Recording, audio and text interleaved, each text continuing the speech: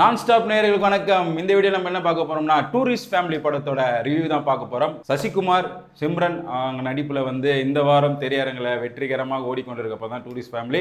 இந்த படத்தோட கதை என்னன்றது இப்போ நம்ம பார்த்தலாம். படத்தோட கதை என்னன்னு பார்த்தீங்கன்னா, இலங்கையில பொருளாதார நெருக்கடி, அதனால இனிமேட்டு அங்கே நம்மளால வாழ முடியாது அப்படின்னு சொல்லிட்டு சசிகுமார் தன் குடும்பத்தோட ராமேஸ்வரத்தில் இறங்கிறாரு. இறங்கின உடனே பார்த்தீங்கன்னா போலீஸ் அவங்கள பார்த்துட்டு அது ஒரு நல்ல போலீஸ் அப்படின்றதுனால விசாரிச்சுட்டு அங்கேருந்து அனுப்பிச்சிடுறாங்க.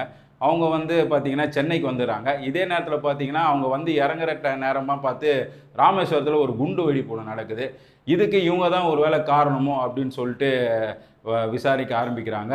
இவங்க சென்னைக்கு ஒரு காலனியில் செட்டில் ஆகிறாங்க. இங்கேயே போலி பாஸ்போர்ட்டு, போலி ஆதார் கார்டு அந்த மாதிரிலாம் எடுத்து ஒரு அளவுக்கு செட்டில் ஆகிடுறாங்க. குடும்பம் நடத்தவும் ஆரம்பிச்சிடறாங்க. அங்கே போலீஸ் இவங்களை தேட ஆரம்பிக்கிறாங்க. அதுக்கப்புறம் இந்த படத்தில் என்ன நடந்தது அப்படின்றது தான் முழு கதை. படத்தோட ப்ளஸ் அப்படின்றதெல்லாம் என்னென்னு பார்த்தலாம். மிகப்பெரிய ப்ளஸ்ஸு படத்தோட ஸ்கிரிப்ட் ரைட்டிங்கை தான் சொல்லணும். ஒரு ஃபீல் குட் மூவி பார்க்குறதுக்கு உங்களுக்கு பிடிக்கணும்னா தயவு செய்து இந்த படத்தை போய் பாருங்கள். அந்த அளவுக்கு டைரக்டர் அப்லேஷ் ஸ்கிரிப்ட் ரைட் பண்ணியிருக்காரு. ஒரு படம் உங்களை முழுக்க கலங்க வைக்கும், இல்லைனா சிரிக்க வைக்கும். இந்த படத்தில் ரெண்டு விஷயத்தையும் பண்ணியிருக்காரு ஸ்க்ரீன் பிளேல. அதாவது எமோஷனலாக ஒரு சீன் போவோம், லாஸ்ட்டில் பார்த்தா அதை காமெடியாக முடித்து மொத்த தேட்டரையும் சிரிக்க வச்சுறாரு. படத்தோட இன்னொரு ப்ளஸ் என்னென்னா கேஸ்ட்டு, அதை வேலை வாங்கின வீதம், அப்படி ரெண்டுத்தையும் சொல்லணும். ஒரு ரெண்டு பெரிய பசங்களுக்கு அப்பாவாக நடிக்கிறதுக்கு சசிகுமார் ஒத்துக்கிறதுக்கும், சசிகுமாருக்கு பேரா பண்ணுறதுக்கு சிம்ரன் ஒத்துக்குது. இதெல்லாம் சில படத்தில் தான் இதெல்லாம் நடக்கும். அது இந்த டூரிஸ்ட் ஃபேமிலி படத்துலையும் நடந்திருக்கு. எல்லாருமே சரி, அவங்க பெர்ஃபார்மன்ஸை சூப்பராக பண்ணியிருக்காங்க. முக்கியமாக சொல்லணும்னா சசிகுமார் அந்த ஃபேமிலி ஒரு இன்ட்ரோலுக்கு அப்புறம் ஒரு சீன் ஒன்று இருக்குது. சும்மா நாஸ்தி பண்ணிட்டாங்க சொல்லலாம் அந்த சீனில்.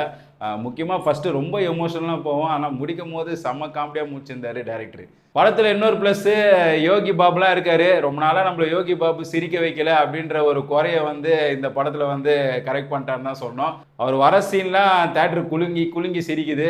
யோகி பாபு இந்த படத்துக்கு ஒரு பெரிய ப்ளஸ்ன்னு தான் சொல்லணும். ஃபஸ்ட்டே சொல்லியிருந்த மாதிரி மொழி படம் உங்களுக்கு எவ்வளோ பிடிக்குமோ அதே மாதிரி தான் இந்த படமும்.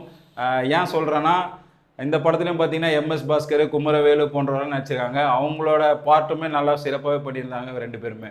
படத்தில் இன்னொரு ப்ளஸ் சாண்ட்ரோட மியூசிக்கோட சொல்லணும். படத்தில் பார்த்தீங்கன்னா சாங்ஸ் கதையோடு தான் போயிட்டுருக்கு. திடீர்னு சாண்ட்ரோவில் தான் நிறைய பாடல்கள் பாடியிருக்காரு. அது ரொம்பவே எமோஷனலாக கனெக்ட் ஆகுது இந்த படத்தில் மைனஸ்ன்னு பார்த்தீங்கன்னா சில லாஜிக் மீறல்கள்லாம் இருக்குது. எப்படி ராமேஸ்வரத்துலேருந்து டைரெக்டாக பீச்சில் இறங்குவாங்க அப்படின்ற மாதிரி சில விஷயம்லாம் இருக்குது. ஏன்னா எத்தனையோ விஷயங்கள் பார்த்துருக்கோம். அவங்க பயணம் பண்ணுறதும் சரி, மணல் திட்டில் இறக்கி விட்டு அவங்க பாட்டுன்னு போயிடுவாங்க. அங்கேருந்து பார்த்தீங்கன்னா இந்திய இராணுவம் தான் அவங்கள கூட்டின்னு இங்கே முகாமில் வைக்கும் அப்படின்ற நிறைய விஷயங்களை நம்ம கேள்விப்பட்டிருக்கோம். ஆனால் இதிலலாம் அந்த மாதிரியான எந்த மாதிரியான விஷயம் இல்லை. அங்கே ஃபேட் அவுட் ஆகுது, இங்கே ஃபேட் ஆனோடனே எல்லோரும் இறங்கிறாங்க மாதிரி காட்டுறாங்க. அந்த மாதிரியான சில விஷயங்கள்லாம் இருக்குது. அப்புறம் காலனியில் நடக்கிற சில விஷயங்கள்லாம் கூட கொஞ்சம் ஸ்லோவாக போகிற மாதிரி இருக்குது. மற்றபடி படம் 2 மணி நேரம் தான். எந்த அளவுக்கு இந்த படம் சிரிக்க வைக்கும், அதே மாதிரி இந்த படம் உங்களை அழகும் வைக்கும். அதுவும் முக்கியமாக இந்த கிளைமேக்ஸ் காட்சியிலலாம் உண்மையிலே சூப்பர் ரைட்டிங் தான் சொல்லணும் டைரக்டரை பொறுத்த வரைக்கும். மொத்தத்தில் இந்த டூரிஸ்ட் ஃபேமிலி படம் எப்படி இருக்குன்னா, குடும்பத்தோடு போயிட்டு நல்லா 2 மணி நேரம் சிரிச்சிட்டு சில இடத்துல ஃபீல் பண்ணிட்டோம் வர மாதிரி தான் இருக்குது இந்த படம். தயவுசெய்து தேட்டரில் போய் இந்த படத்தை பாருங்கள். உங்களை அடுத்த வீடியோவில் சந்திக்கிறேன். நன்றி, வணக்கம். சீரியஸாக ரொம்ப நாள் கழிச்சு ஒரு குட் மூவி பார்த்ததுக்கான ஒர்த்து. நிறைய பேர் அது லேகுன்னு சொன்னால் அது எப்படின்னு சொல்கிறேன்னு புரியல. ஆனால் போர் அடிக்கிற மாதிரி தெரிஞ்சாலும் ஒரு மேஜிக் லாஸ்ட்டில் நடக்குது. கேட்டேன், பார்த்தவங்க கிட்ட நல்லா இருக்குது, ஃபன் மூவி அப்படின்னாங்க. அதை வச்சு தான் வந்தேன். ஆக்ஷன் இப்போ தொடர்ந்து ஆக்ஷன் மூவியாக வந்துட்டு இருக்கு. இப்போ ஸ்டார் மூவிஸ்லாம் பார்க்கல. ஏன்னா அது எப்படி இருந்தாலும் ஸ்டாருக்கு ஒரு பாட்டு 4 ஃபைட் இருக்கும். அது வேண்டாம். நமக்கு டிராகன் மாதிரி ஒரு காமெடி மூவி இருந்தால் சொல்லுங்கள், கேட்டுட்டு தான் வருவேன். அந்த மாதிரி படம் இருந்தால் சொல்லுங்கள், வரும் அப்படின்னு. எமோஷனல் அது ரொம்ப கனெக்ட் ஆன மாதிரி இருந்தது.